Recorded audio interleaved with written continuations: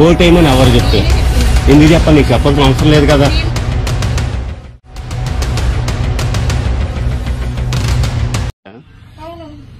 ఎవరు చెప్పారు? ఆఫీసులో ఎవరు? పథకాలు చెప్పడం వరకే తప్ప కానీ ఓటేయమని చెప్పారా? చెప్పండి, ఎవరు చెప్పారమ్మా? ఈసార్లు ఎవరు చెప్పారు చెప్పండి. కరెక్టే, ఓటేయమని ఎవరు చెప్పారు?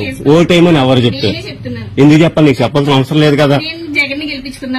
అంతే కదా. సరే సరే, మీరు మొత్తం జగనన్న నుంచి లబ్ధి పొందిని 1,06,765 రూపాయలు. ఓకేనా? మళ్ళీ జగన్మోహన్ రెడ్డి గెలిపించి ఓటయ్యింది.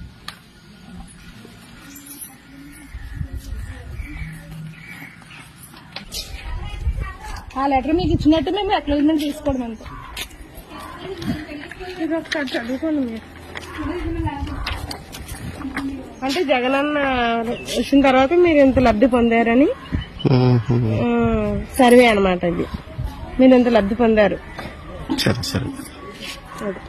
అది మీకు ఇచ్చినట్టు మేము అక్నాలెడ్జ్మెంట్ తీసుకోవడం. ఈసారి చూస్తే ఒకసారి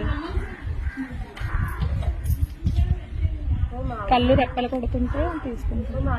రెప్పలు కొట్టండి. మామిడికాయ ఉందా ఆవిడ? చెట్టు ఉంది. అయిపోయిందా? ఇవ్వలేదు.